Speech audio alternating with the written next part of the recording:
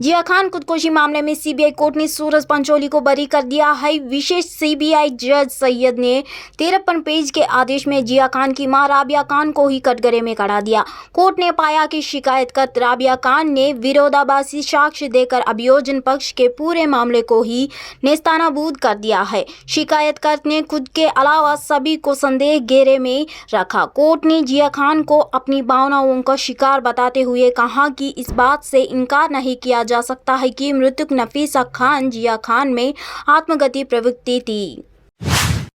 Delhi police ने भारतीय कुश्ती महासंघ के प्रमुख बृजभूषण शरण सिंह के खिलाफ 7 महिला पहलवानों द्वारा लगाए गए यौन उत्पीड़न के आरोपों के सिलसिले में शुक्रवार को 2 प्राथमिकी दर्ज कर चुकी है। अब इस मामले में खुद सामने आकर बृजभूषण शरण सिंह ने कहा, मैं पूरी तरह निर्दोष हूं, इसलिए अपराधी बनकर इस्तीफा नहीं दूंगा। मुझे किसी के खिलाफ कोई शिकायत नहीं है। मैं किसी भी जांच में सहयोग करूंगा।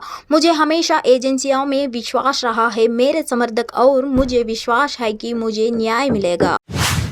अमेरिका में प्रत्येक वर्ष H-1B आवेदकों का सफलतापूर्वक चयन करने के लिए बनाई गई कंप्यूटरीकृत प्रणाली का दुरुपयोग किया गया है और धोखाधड़ी के प्रयासों में तेजी से वृद्धि हुई है। एक संघीय एजेंसी ने शुक्रवार को यह जानकारी दी।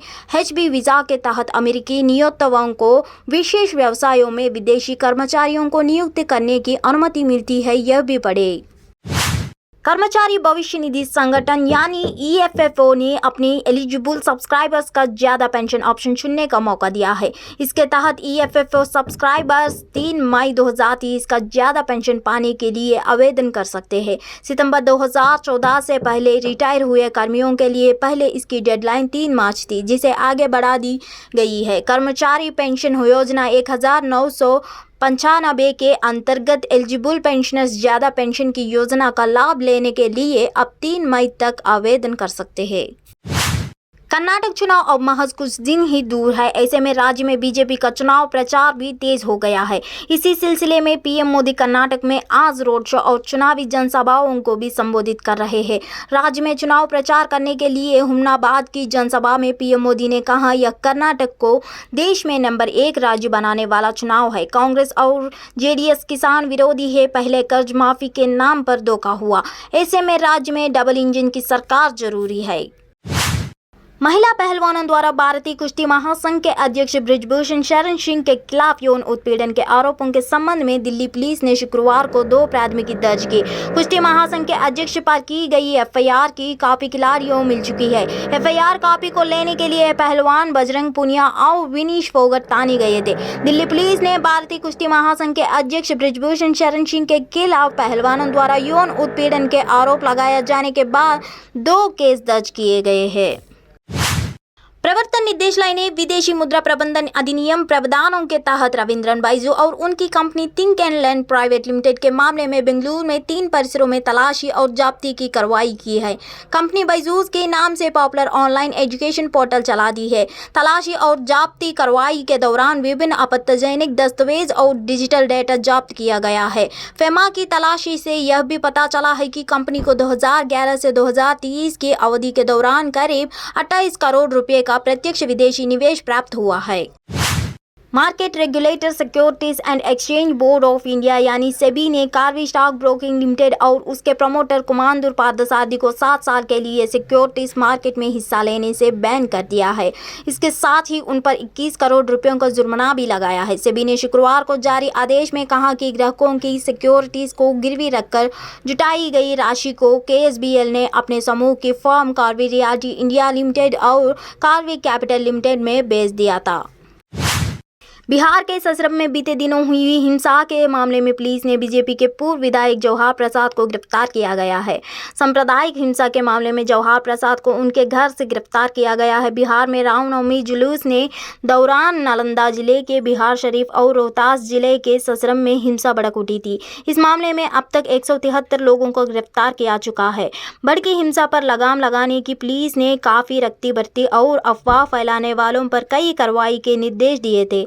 जिलाधिकारी धर्मेंद्र कुमार ने कहा था कि आपत्तिजनक वीडियो व धार्मिक भावनाओं को भड़काने वाले पोस्ट पर पैनी नजर रखी जाएगी। यूपी के रामपुर में समाजवादी पार्टी नेता आजम खान ने नगर निकाय चुनाव प्रचार शुरू होने के बाद पहली बार प्रचार किया। उन्होंने रामपुर नगर पालिका से प्रत्याशी फातिमा जाबी के लिए शुक्रवार रात एक चुनावी जनसभा को संबोधित किया, जिसमें उन्होंने अपने चिर परिचित अंदाज में राजनीतिक प्रतिद्वंदियों पर निशाना साधा।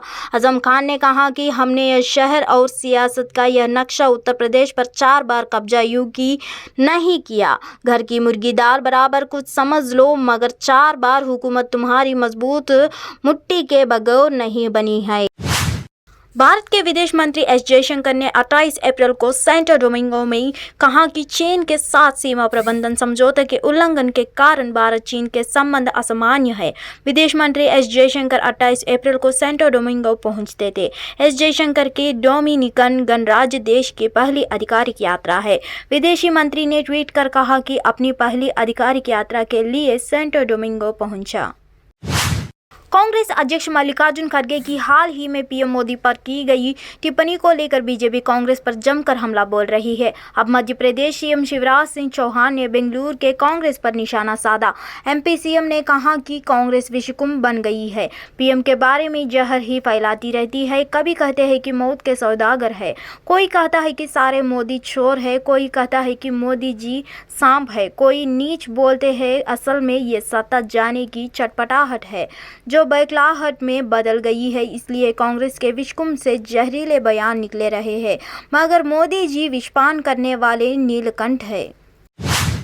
मुख्तार अंसारी से जुड़े गैंगस्टर एक्ट वाले केस में शनिवार को सजा सुना दी गई है। गाजीपुर की एमपी एमएलए कोर्ट ने 16 साल पुराने मामले में पूर्व विधायक को 10 साल की सजा सुनाई है। इसके साथ ही कोर्ट ने 5 लाख रुपए का जुर्माना भी लगाया है। शराब घोटाला मामले में आम आदमी पार्टी के नेता और दिल्ली के उप मुख्यमंत्री मनीष सिसोदिया की मुश्किलें कम होने के नाम नहीं ले रही है। न्यायिक हिरासत खत्म होने पर शनिवार को प्रवर्तन निदेशालय ने सिसोदिया को राउज एवेन्यू कोर्ट में पेश किया, जहां कोर्ट ने उनकी हिरासत को 8 मई तक के लिए बढ़ा दिया। ईडी ने मनीष सिसोदिया को 9 मार्च को गिरफ्तार किया था और 10 मार्च को रिमांड पर लिया था। महाराष्ट्र के रत्नागिरी जिले में बरसू गांव में पुलिस ने शुक्रवार को शिवसेना के सांसद विनायक राउत को हिरासत में ले लिया। अधिकारियों ने बताया कि वह वहां प्रस्तावित तेल रिफाइनरी परियोजना के खिलाफ स्थानीय लोगों के एक वर्ग के प्रदर्शन में शामिल हुए थे, जिससे कुछ वक्त के लिए क्षेत्र में अराजकता की स्थिति पैदा हो गई थी। उन्होंने बताया कि राउत को दोपहर में हिरासत में ले लिया गया। प्रधानमंत्री नरेंद्र मोदी ने आज कांग्रेस अध्यक्ष के द्वारा ट्रैग किए गए अपशब्दों पर पलटवार करते हुए कहा कि उनको कांग्रेस नेता गालियां देते रहते हैं। उन्होंने कहा कांग्रेस नेताओं की गालियां एक दिन मिट्टी में मिल जाएगी। पीएम मोदी ने उनको दी गई गालियां गिनते हुए कहा अब तक 91 बार कांग्रेस के नेता उनको गालियां दे चुके हैं। पीएम ने कर्नाटक चुनाव में हाल ही में हुई एक रैली में कांग्रेस के राष्ट्रीय अध्यक्ष मल्लिकार्जुन खड़गे के बयान पर अपना पलटवार किया था। दरअसल खड़गे ने कर्नाटक के कलबुर्ग जिले में एक चुनावी रैली को संबोधित करते हुए आपत्तिजनक बयान दिया था। समाजवादी पार्टी के नेता आजम खान ने नगर निकाय चुनाव के लिए रामपुर में प्रचार करते हुए कहा कि उन्हें गैंगस्टर से नेता बने अतीक अहमद की तरह गोली मारे जाने का डर है। उन्होंने चुनाव प्रचार के दौरान लोगों से पूछा कि क्या वे चाहते हैं कि उनकी और उनके परिवार की भी इसी तरह हत्या कर दी जाए। आजम खान ने पूछा कि क्या चाहते हो मुझसे और मेरे बच्चों से? कुछ भी हो, आपको बस खुद को प्रोत्साहित करना है। जहाँ भी आपको रोका जाए वहाँ बैठे और पीछे हटने के बजाय आगे बढ़ने की कोशिश करें। दिल्ली मेट्रो कनेक्टिविटी की चार्ज देश सहित पूरी दुनिया में की जाती है। खासतौर पर राजधानी के लोगों के लिए यह लाइफ लाइन की तरह है, लेकिन पिछले कुछ दिनों से असामाजिक तत्वों पर गैर जिम्मेदार हरकत की वजह से मेट्रो सफर के अनुशासन वाली छवि को एक झटका लगा है।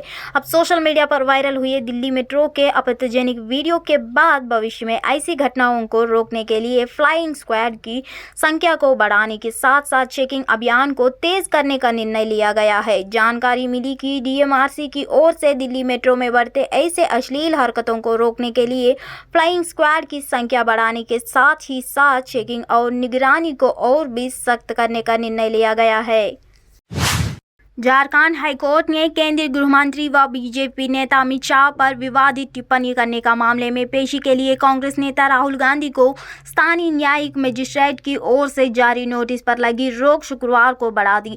राहुल गांधी ने रांची में मजिस्ट्रेट अदालत की ओर से उनके खिलाफ शुरू की गई आपराधिक कार्यवाही को रद्द करने का अनुरोध करते हुए हाईकोर्ट का रुख किया है।